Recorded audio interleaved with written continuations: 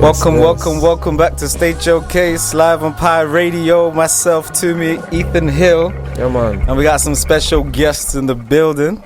I know you want to take this intro. Nah, you're the intro guy, man. You're the intro guy. Yeah, we got Beni Laylo in the building. Beni Laylo.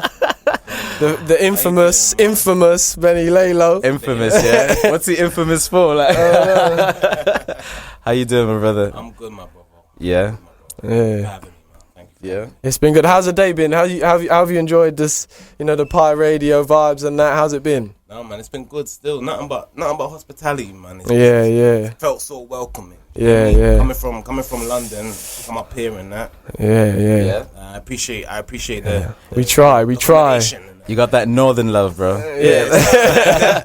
You don't get that in London, huh? And next to you got Dragon. What's up, Dragon? Yes, my broski. How you doing? All right, man. Yes. You come here to support your boy, yeah? Man, you know what it is, man. Yeah. How long you two knowing each other anyway? Like, basically all our lives. Pretty much still. I've known this guy. Came out the womb. Brother from another mother. Let's just say that. You know what I'm saying? Nah, that's good to hear, bro. So what are you doing in Manchester then, like? Right. So I'll come up here to obviously do some work. I work with Ethan a lot. Yeah. We got an album on the way, Feed The Peasants, coming out next Friday. So coming out next Friday. I'll come up here to link up with my brother, but also like do some video shoots and just keep the connection going and move forward with the progression of that. You know what I mean? Nice, yeah. So man. What's your relationship with Ethan Hill then, like, you know? Legendary producer, young prodigy. The infamous. He's a young prodigy, man. Do you know what I'm saying? Like he's working on it. I'm working on it. You guys definitely. I ain't got the words to explain. Like levels. Straight love. Yeah, straight love. You guys definitely need to tell us like how this project came together. Like, you know. Okay, we'll do it line for line. I'll tell part of it. He can tell part of it. I'll tell part. You just cut in whenever. I'm really interested because like. So I'm gonna let E lead with this. Yeah. So we'll do because we got time. We got 2 hours. We can really get into it. Okay. So I met Desert at a beat battle in probably 2016 or 2017. Right. Does that sound about right? 2016 to 2017. Yeah. And that was in London. And then. He said to Desert, like, yo, when there was 20 producers, fam, maybe more, 24 producers. I'm on about, like, I felt embarrassed after the thing. I didn't want to make no beats no more. Is that time you called me in uni? Is it that beat battle? Nah, I don't think I was at uni. I think it was after. No, it was after uni. Right, yeah. Anyway, so cool. Benny was like to Desert, he's the guy, like, you should get his number. Got Desert's number, cool. Went on Desert's SoundCloud, checked him out. I was like, I like what he does. Went and linked Desert. The first time I think I ever linked Desert, they were there. Like, it was you and Leon. Right. Yeah. Youngs. Denim Dave. Yeah, Denim Dave, yeah. AKAs, he's got mad AKAs. Yeah. One of them, man.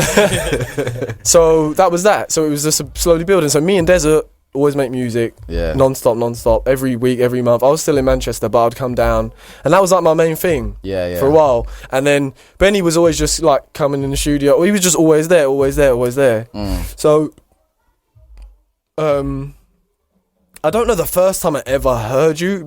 I think it was a few times, like we used to rap on occasion. So with the rap thing, I never really used to take it serious. So being around you and being in the studio, just passing through, I might spit a freestyle here and there, innit? So there would have been occasions that we're hanging out and you heard me, innit? Mm-hmm. I can't tell you exactly what the point was that changed your mind. Yeah. No, I remember that. But so that's a sign for some spitting right there. No, I'm joking. It's crazy. But just throw me in. Like, you ready? It was probably the time where we were out on Desert's birthday. That's probably the time where I was like, because we all, and you were spitting, and it was peak because I was kind of making, like, Young's kind of was like, well, where's my love? Because I was like, yo! Like, because when you're drinking, like, you're like, yo! Is that you? You're doing all that. Yeah. And then when Young's was like, oh, yeah, sick. And then he's like, yo! Like, every time. So after that, I was like, I had it in my head, because after that, I had it in my head, like, okay, this is what he does, like, and he had a certain sound, a certain feel that I hadn't heard here before, like, it was very different. His whole thing was, like, not you hear people rap like that, but I never met anyone that rapped like that. If you get what I'm saying, like I think him, like you hear people make beats like that, but he never met someone that actually made beats I'd really do the old school thing. So it's like the perfect, you get what I'm saying? Yeah. And then from there was like a certain studio session, and I'll let you tell that part. So snap. See, I can't even remember properly, but we was in the studio, and obviously them times there, you and Desert was still working, doing what you lot was doing, and because of obviously what you heard from before, you was like, yo, I want you to get on a song. And you played a beat, and I was a bit like, I don't really know. This ain't what I do. But then you convinced me, cause you see you, bro. Ethan's really good at that. Ethan's really good at that. I swear down. So like, yeah, he was like, nah, like, I think you three on the song should like it would be mad. And I was kind of like, all right, let's go ahead with it. You get me? And then we done it. And I was surprised at it myself. I was like, oh snap, he weren't wrong. It was a whole song. You know what I'm saying? And then building from there, I just started coming around to the studio a lot more. Yeah. You know what I mean? Like I used to just pass through in and out, but then I started coming to the studio a bit more, and then and I just started playing around with it. Like me and E would sit down and we'll record songs and that, and then.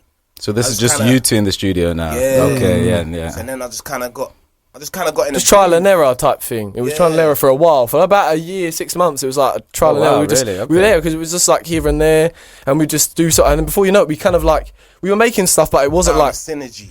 It wasn't like it wasn't like we were making proper songs yet. We were just making like things. He was like, I want to rap on this beat. I was like, yeah, fling it up, and he'll just rap on it. 100. So we had loads of recordings of random stuff, and then. We started making like at some point we started really like I was like yo I've made breaking down the music. Yeah, I think we started having conversations and then I knew what he wanted if he was to rap what it would sound like. So then I was like one day I was at home and I was like I came across something that I was like this would be good for him, and then from that point it was like alright, we're doing something now. And then it was like, do you think it's important like for say you're working on a full project with just one producer that that year and a half process that you had, do you think that's important because now that you reached the point where you're like, you know what, you heard a beat or you made a beat and you're like, yeah, this is Beni right here. Do you know what I'm saying? Or do people just kind of link up like, oh, I like you as a producer, whatever, let's make a project like to get me. Okay, so in my mind, some people might do that, and that's how they work, innit?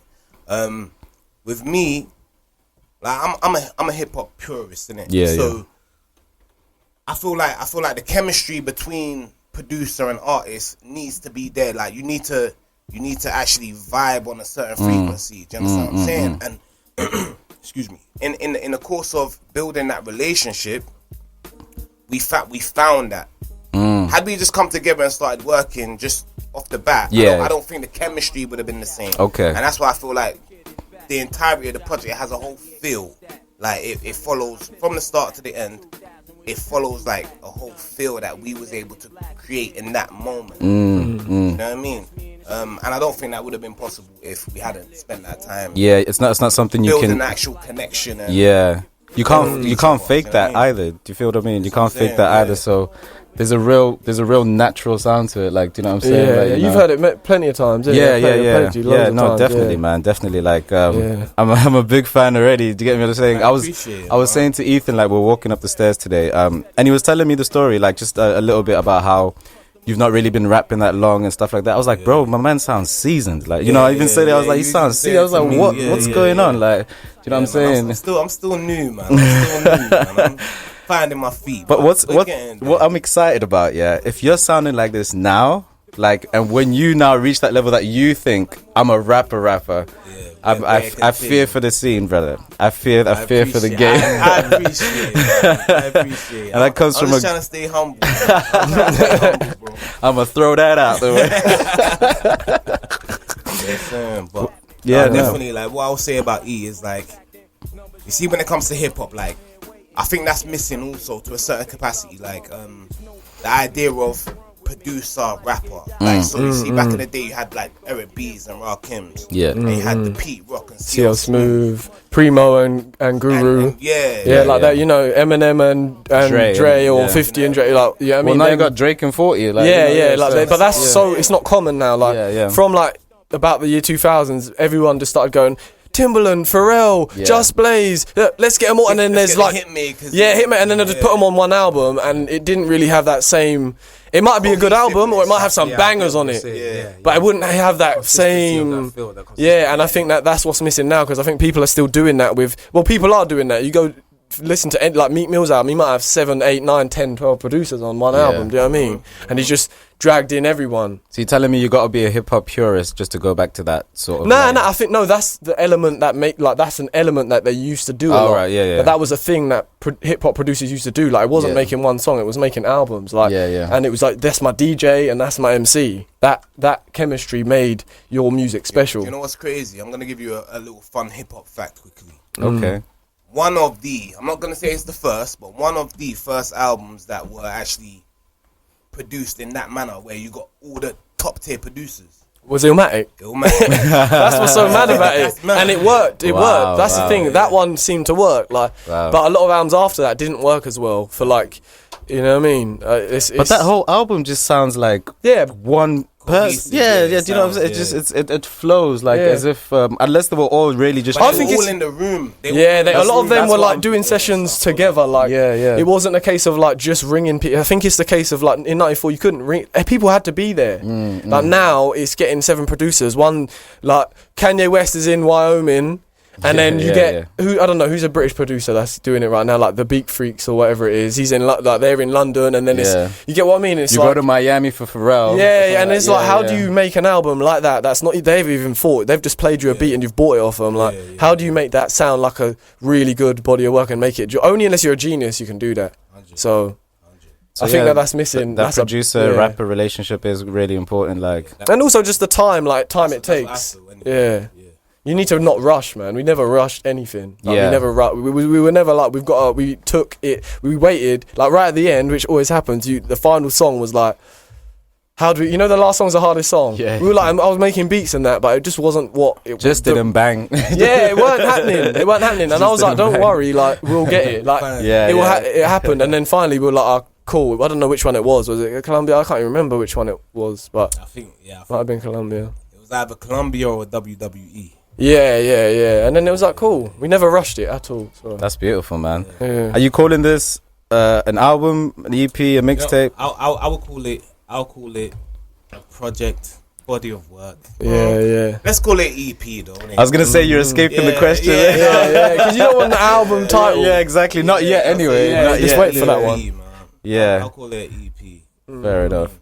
What about you, Dragon? Like, you as a friend, like watching his process as starting up as a rapper, and then getting to this point where he's got a project, shooting videos in Manchester, and then now you're doing a radio interview. Like, how do you feel about that as a friend? Like, you know. Yeah, I feel like it's just a good energy. Do you know what I'm saying? Putting my mind into something and exhaling in it. Do you know what I'm saying? So I feel like he's very talented. So I'm happy that he's just staying focused on that and trying to, show these guys what he's really about. You know what I'm saying? Bring the fire to him. So like I'm just happy and just hope that, he can just do what he needs to do and just spit fire in the booth. Where would you like to see him go then? Like, it's global, man. Globally, we trying to go everywhere. Yo, stick with your boy. Stick with your boy. It is, man. He's a real one. Everywhere. Dragon. If it ain't everywhere, if it ain't global, it don't count. Man. I'm only joking, man. Nah, we're trying to go global, man. Everywhere, man. Yeah. Is there any reason that you're specifically dropping it next week, or is that? What is it? How long is it now? Is it? Yeah, it's a week. It's actually the 2 weeks. 26th of February, so it's a week from now. Yeah. So we're plugging that. 26th of Feb. Yeah, Feed the Peasants. Man. Beni Laylo, f.i.t. I need, you know what? Actually, this is another thing, yo. Obviously, you got the painting that you brought, right? And then that's when I saw the title. I mean, I've seen the title, heard the title, but now I've seen it in a painting version, I'm thinking, wait a minute, I need to know what this Feed the Peasants thing. Where does this come from? Everyone says that. You know what I'm saying? Like, everyone says that because it's a dope name. I won't lie, it's like a dope name, but I just want to know. It's a like, catchy thing. You think, wow, like what are you trying to like say? he's feeding the hungry right now. Yeah. It could be taken in so many ways. But you already get it though. That's literally what it is. Bro, when he first told me the name, I was like, that name is trash. I ain't gonna lie, no. That name is. But because I didn't really get it, and then like over time, it's kind of like my thing was like. Like the people need it. Yeah, like, it's like, yeah. You get me? They've been starved for time. All this foolishness. You get me? So finally, and that's what that is. Like for me, anyway. So that's the feeling. You know what I'm saying? So no, I love that. That's where it comes from. That's where it stems from. You know yeah. Obviously, as you listen to the project, you might find more meanings. You might find more meanings throughout. Yeah. The base of it is literally what he just said. Like, the people need this. They're starved from. Like that organic thing that we're producing, they've been starved of that for a minute. Do you know what I mean? So you gotta feed them, innit? If you're starving, you gotta feed the people, man. You're a nice guy. You know, when someone's hungry, you're like, here you go. Listen to my album. It's like, but I'm hungry. It's like, listen to the album. They'll feed you, kick you some knowledge, man. Fridge is empty, but the album is stacked up. Yeah, definitely. No, man, it's dope. Like, I don't know if you wanna play like one of the tracks like from the project, and I don't mind. If you wanna introduce it as well, like, you know. So yeah, I got. You want me? You can do it. We got you know the one we put on the system. You know the one. You can introduce it, and I'll let you introduce it. So Beni Laylo, the album's Feed the Peasants, 26th of February. The song we're bringing in right now, Kegels. Take that in and let's vibe out in it.